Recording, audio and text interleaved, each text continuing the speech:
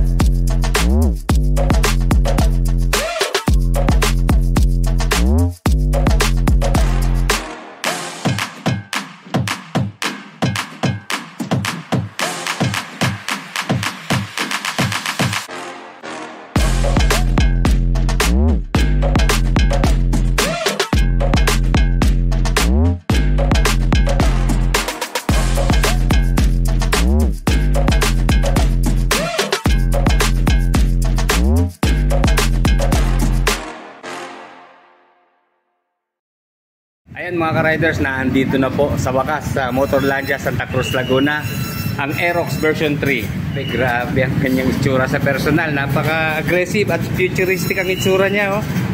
Kaya dun po sa may mga Aerox version 1 at version 2, wag pong sasama ang loob nyo, ha. At talagang ito na po talaga pinakagwapo sa tatlo. At ang masaklap pa po dito, halos nagkakadikit lang sila ng presyo. Buti umabot tayo mga riders, for release na po kasi ito. Ayan, dito lang po meron pa sa ngayon, ha, ngayong August 1, 2025. Nandito po sa Santa Cruz, Laguna, sa Motorlandia.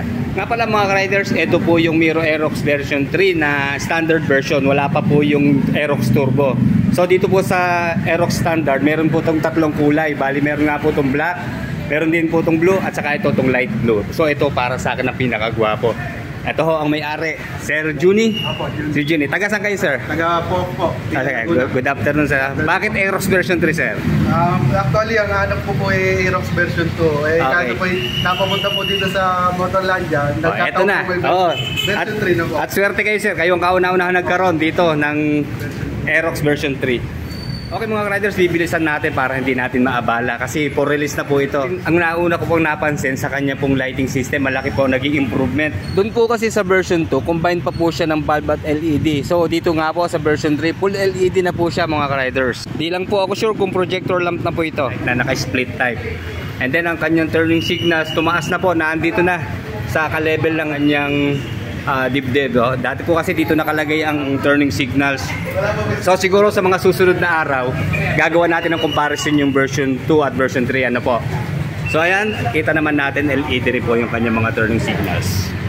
Then yung DRL niya medyo maiksi na at naging mas formado na. Tama-tama naka-activate po to. Maya-maya lang po, ha, bubuksan ng may-ari. Then yung kanya pong tail lights, malaki na rin po ang naging improvement. Inspired po siya sa R1 ng Yamaha, di ba? Pero parang sniper din ang dating. Kasi po ayan, nakabukod na rin po yung kanyang turning signals. Maganda po, flexible na. Ganito rin naman po yung sa version 2 pero bulb po ang ginamit. Dito po LED na rin siya mga riders at medyo maliit na siya. And then dito nga po, medyo minimal na lang yung kanyang tail light. Pero maganda naman at mataas pa rin yung kanyang level. Then hindi na over decorative po yung kanyang decals. Kita nyo naman, di ba? Dito sa harap, blue and black lang na combination. And then yung kanyang pong model name na Aerox dito lang sa left side. And then sa side profile, isa pang Aerox na model name. Ganun din po, pareho ng kulay yung kanyang decals, blue and black combination. At dito sa pinakailalim yung kanya naman pong brand na Yamaha. Of course, BPA na po yan. And then tignan natin yung kanya pong front fender, di ba? Ang ganda rin ng kulay. Nakaterno, di ba? Hati din sila. Sky blue at saka black. Then sa kanya pong front tire, ganoon din po ang sukat, kaparehas lang din po sa version 2. 110 by 80 by 14. Siyempre tubeless po yan at IRC po ang kanyang brand. Pareho din po ang nakita kong estilo ng kanyang wheels. Siyempre naka-mugs po yan. Napansin ko lang, although pareho po silang glossy black, wala na po itong decals na nakalagay dito sa kanyang mugs. And then, pareho din po sa front brake. Single disc na mayroon pong speed sensor mga riders din. Ganun pa rin po sa kanyang piston, single piston caliper. Wala po itong ABS at CBS mga riders ha. Okay, punta naman tayo sa rear tire niya. Tingnan natin kung pareho pa rin po ng sukat. Yun pa rin naman po ang sukat, 140 by 70 by 14. At ang maganda ho rito, ito ang improvement na inaabangan ko po talaga. Hindi na siya drum brake mga riders ha. So dito po sa left side, ang makikita na lang natin dito, yung kanya pong lalagyan po ng gear oil. At nandito po sa kabila, ayan, ang ganda. Magiging safe na ang ating pagpapatakbo dahil naka-single disc na rin po sa kanyang rear brake na mayroon pong single piston caliper. Then ganun pa rin po yung ginamit na shock sa kanya dito sa rear suspension. Okay, non-adjustable po siya, wala pa pong baso mga riders. And then sa CVT naman po, yun pa rin po ang kanyang format mga riders. The same lang din po ito sa version 2. Then sa kanya pong stock na muffler, ganun din po. Pareho lang ng sukat, ng bulkiness. Then sa kanya pong heat guard, wala naman na bago. Same stock din po. At yung kanya naman pong radiator cover, kaya ganun pa rin po. Siyempre liquid cooled pa rin po yan. And then same engine specs pa rin po sila pareho mga riders. Ang pagdating po sa kanyang upuan, ayan, medyo na bago na po yung kanyang seat cover. Bali, meron na po siyang double stitch dito na kulay white. At na medyo mas naging firm siya, mas naging premium ang itsura po ng kanyang upuan. Yung shape naman niya, ganun din po. By the way, ano pa rin po ito ha, 790mm ang seat height. At ang ground clearance po nito, medyo tumaas, nasa 145mm. Then, siyempre, meron pong kill switch sensor yung kanyang side stand. Then, ito na po, ang kanyang center stand. Pareho lang din po sa version 2. Okay, check natin yung kanyang U-box. Ayan, malalim din siya. Pareho lang din naman po ng sukat dun sa version 2. Then, wala na po siyang Y-Connect mga ka-riders. Then, dito siyempre, dito yung kanyang battery. And then, ayan, bago na rin po yung forma ng kanyang takip ng tangke. Premium na rin ang datingan. Bali, 5.5 liters pa rin po ang kanyang fuel tank capacity. Siyempre, ganun pa rin naman po yung kanyang engine specs. 4-stroke, single cylinder, 4-valve, single overhead cam, liquid cooled, fuel injected, 155cc displacement, and then blue core technology. Kaya more power, less fuel syempre. Sige sir, sakyan nyo nga. Anong height nyo sir? Hindi ko po sure. Mga 5'8". 5'8", oh, halos magka-height tayo. Sige, paki-check nyo nga ho. Okay, ito po ang forma. Sasakyan po ni Sir Juni. Ayan, sa 5'8 po. Sige sir, tanggalin nyo na po sa pagkaka-center stand.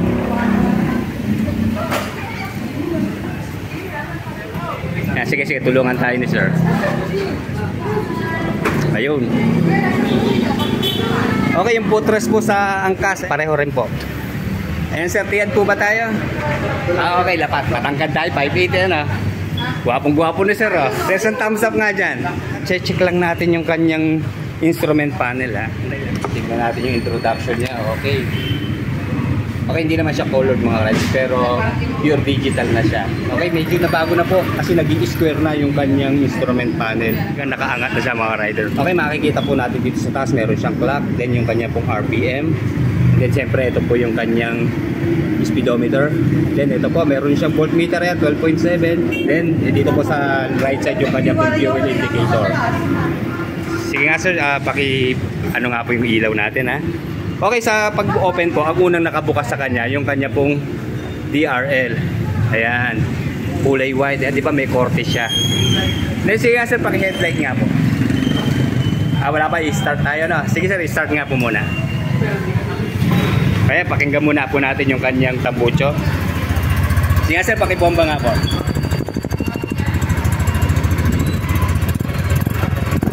Ayan, ang smooth ng kanyang buga, mga riders oh. Ganun pa rin po ang kanyang tunog, pareha lang this version 2. Ayan. Maganda talaga yung stock na muffler ng Aerox. So, tahimik pa. Okay, makikita na po natin yung kanyang headlight. Okay, ayan po yung kanyang headlight. Medyo nakakasilaw lang kasi hindi siya payuko mga riders. Bali, rektahan na siya. So, ayan po yung kanyang low beam. Sir, mag-high beam nga po tayo. Ayan. Ayan ang tingkat ng high beam. Sir, paki-hazard nga po. Then, syempre, busina, sir. Okay, malakas ang kusina mga riders. Pakitesting yung preno. I-check lang natin ha. Okay. Kamusta sir ang throttle? Responsive ba? Okay. Wala naman, okay naman. Okay. Tapos sir, i-pump natin ng konti. Titingnan ko lang yung shock kung okay. Ayan, responsive din naman po yung kanyang shock. Anong bigat natin sir? Medyo 85 kilos. 92 sir. 92 kilos. Ayan, ite-turn over na po formally kay Sir Juni yung kanya pong Aerox version 3. Ayan. Siya po ang kauna-una nagkaroon dito po sa aming bayan, Santa Cruz, Laguna. Itong Aerox version 3.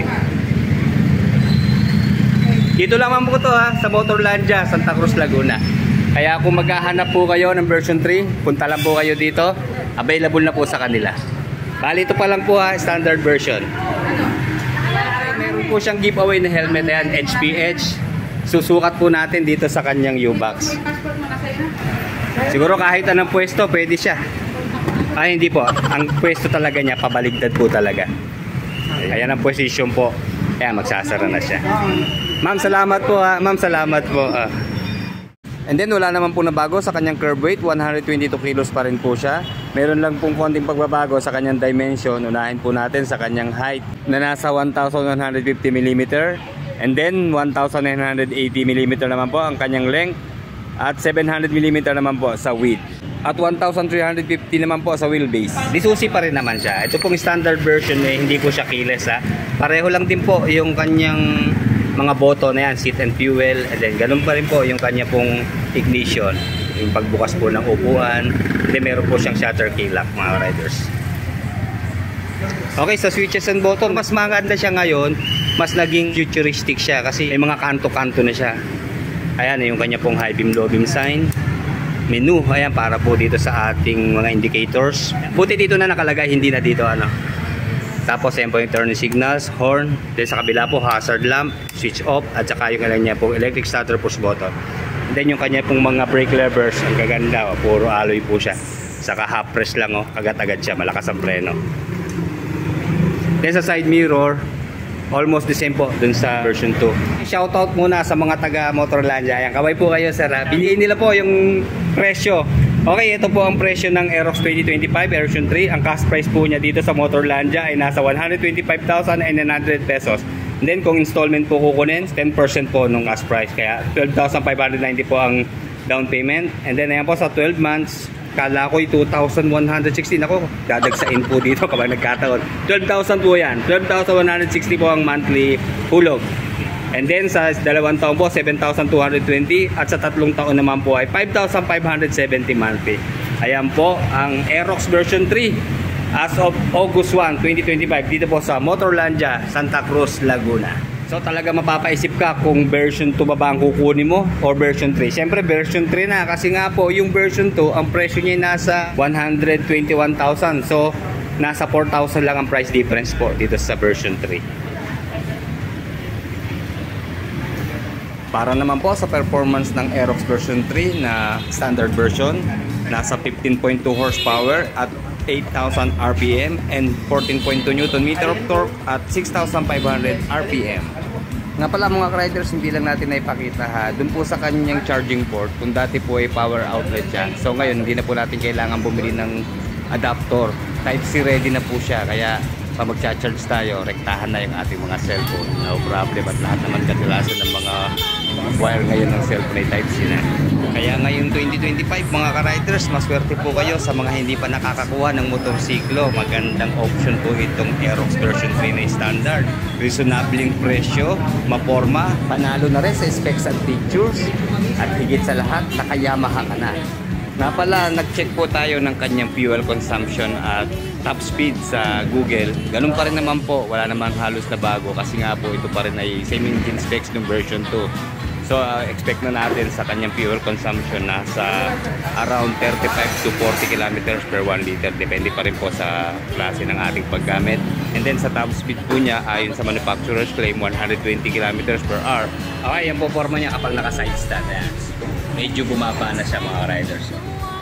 Pero para mas safe po ang ating pag-park, center stand na po ang gamitin natin, lalo na't uneven po ang kalsada para hindi umabwal yung ating motorsiklo or slide. At isa pa pong paalala mga riders, huwag po tayong makipagkarera sa pampublikong kalsada. Kung mayroon pong naghahamon sa atin o gustong sumubok, paunahin nyo na po sila. Mahirap na po, baka tayo madisgrasya. Lalo't bago ang ating motorsiklo, malaking gastos or yung buhay natin ang kapalit sa pakikipagkarera. Saka ba kanang kaliwa? Sige. Sir, ingat ha, ingat. Wow, po ni sir oh. Isang kaway naman dyan, thumbs up. Okay, ingat ha. Okay, sige. Sige, mamayang gabi, meron na.